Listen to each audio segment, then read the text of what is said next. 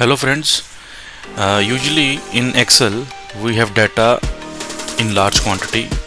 Mostly you will see data will be in more rows, means vertically you will see more data, and then we are using the scroll bar to see up and down the rows, and we can also use the scroll button in the mouse.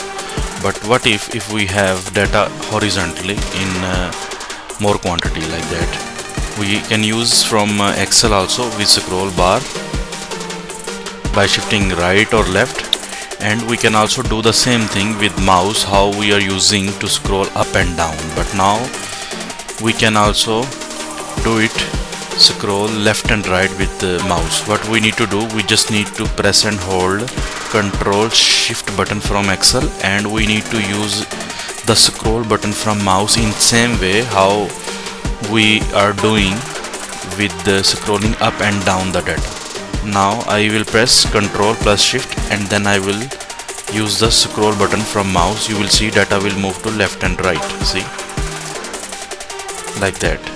But you need to press and hold the button Ctrl Shift, so you can move left and right. Thanks for watching.